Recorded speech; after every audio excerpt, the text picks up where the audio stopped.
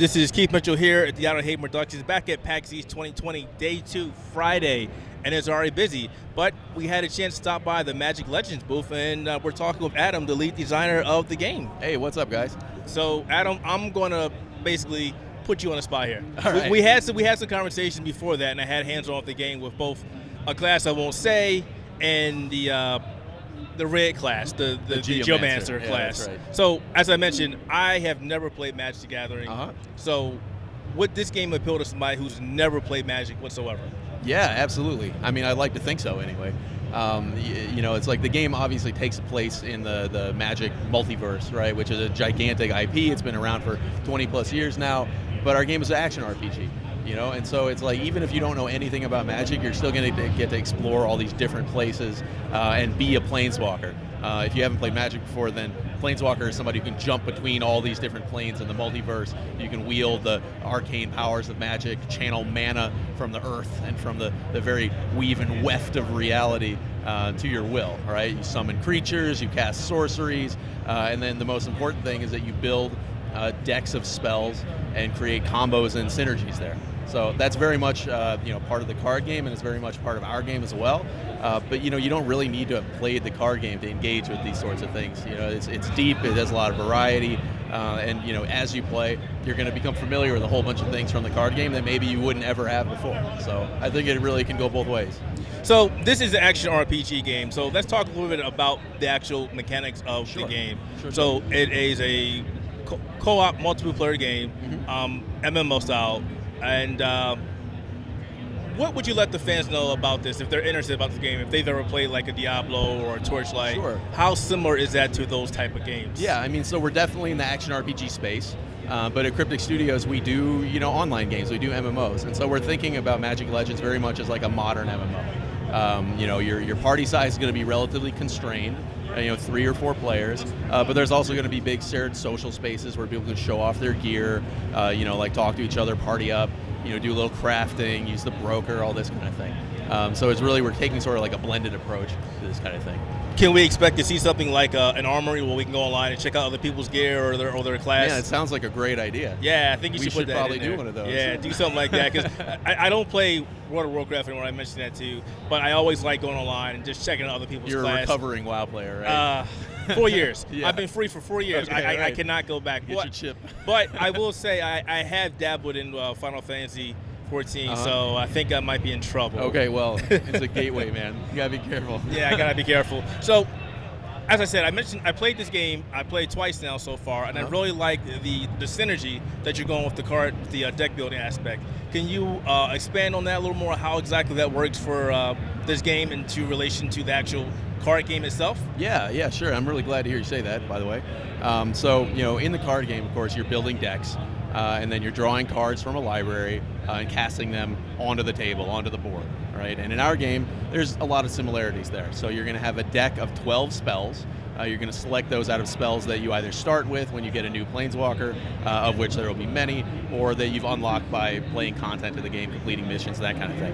And so in those 12 spells, you're basically combining creatures that you can summon, which are going to persist and fight until they die, sorceries that you can cast to do direct damage or to like stun or control things, enchantments that you can put on yourself that will sit there and trigger based on certain effects, and then also what we're calling our creature assist spells, which are kind of like super summons, right? Where a really powerful summon will come in and do a particular thing and then be gone. One example that I like to mention is the spell Elemental Shatter, where a big earth elemental will spawn in and then blow itself up. It'll taunt everything to it, so it'll bring things really close, and then it'll detonate and blow all those things up, right? So these are the kind of the tools that you have to play with. And all your spells are falling into one of 5 colors. That's white, blue, black, red, and green. All right, these are the main colors of Magic. They all have different feels. They share some mechanics with each other. They also have some unique mechanics. And so, like as you play, you're gonna be able to not just do 1 color deck, but pretty quickly you'll be able to do 2 color decks and then eventually 3 color decks. And so the combinations that you have available to you are really, really large. What we saw today was some basic synergies of in the Geomancer. It has some spells that do double damage against targets that are on fire, and then you also have some spells that set things on fire. And so as these things draw out of your deck, into your hand, you can see these synergies start to emerge, right? You have your Molten Shield to put on yourself, which will set things on fire, and then you have your Slag Strike ready, so as soon as they're on fire, you can punch them in the face for a bajillion damage. Yes. You know, and so just at the basic level, people can really engage with the combos and the synergies, and then start seeing how building their decks can like really give them more and more opportunities for this sort of play. Yeah, as I mentioned, I started playing the game, and I did understand the whole synergy thing, but as I started playing, it started becoming a lot more easier to relate to how I could do certain things, and how each button represented a spell. When I used that spell, the next spell in rotation came up, and I could figure out, all right, I need to use the spell here more than once because I need to get out of my rotation, and then save this last spell because I know this one will do will do a great job against a certain character while I use another spell at the same time. So the synergy is very important, especially with the class that I was playing. That was interesting. Yeah. Let's talk about the campaign. Sure. How long can people expect this game to be? Oh gosh. I mean, you did mention it's MMO, but yeah, I mean, so of course it's kind of like endlessly replayable, right? We're going to have multiple difficulty levels, and so you are playing on normal difficulty mode. The core story is going through 5 regions, a whole bunch of missions going through 5 different regions at launch, of course, and as we continue to maintain the game, we're going to be putting out new regions multiple times per year. But I mean, it's going to depend on, I guess, how long or how patient you are in terms of, like, you know, upgrading your spells, how much you want to maximize yourself. You played, like I said, you played on normal difficulty, but you'll be able to go up into higher difficulties, and at the very highest difficulty, there's a whole system we haven't revealed yet that will really like continue to refresh your gameplay, give you ways to change the mechanics that you're going to be fighting against, give you some things to build against. So, you know, for the initial story, it's probably, I don't know, 20, 30 hours, something like this. That's pretty good, yeah. You know, maybe a little bit less, a little bit more, depending on the player. Please don't hold me to that, right? I'm just estimating. You guys heard it. But, you know, it's like, as an online game, and as an online game company, you know, this is we see it as like a platform, right? We're going to continue to bolt pieces onto it and adjust and improve and react to player reactions, right? To see what people really vibe with and what they want more of, maybe what they want less of, you know, and use that to kind of formulate our plans going forward. Can we expect a hardcore mode for people to go through the game and they die? Like a legit, like a Diablo-style hardcore mode. So we haven't really put that into plans yet, but if there is demand for that, then I think that we'll probably support it. So, you know, I'm pretty sure people are going to want to see that. It's really all about the players, all about the fans. This is the way that we see game development, is that, you know, once the game goes out there, it doesn't belong to us anymore. It belongs to you guys, right? We're just the kind of caretakers of it. So if there's a demand for that, if, you know, people tweet at us and say, hey, I want a hardcore mode, give it to me, then, you know, that will probably fit it into the schedule somewhere. All right. And I will say, everybody, when the games that I was playing, I was using an Xbox One controller, and the game felt really good. I initially was going after the keyboard and mouse, and he's like, no, use the controller, and it felt great. So that's good right there, because a lot of games come out, don't really feel that fresh with a controller. Yeah. And especially as you said, you're going after the PC market, Xbox One, and PlayStation and PS4. That's right. So we're going to be going into a big beta this year, which is 2020. And then next year we'll be doing full launch on PC, Xbox One, and PS4. So, yeah, we're pretty excited about it. Their reaction here at PAX has been really positive. That's very encouraging. Yeah, the booth has been, I've got here, I was here yesterday, and I sat around the booth for a while, and I was like, I can't get in there.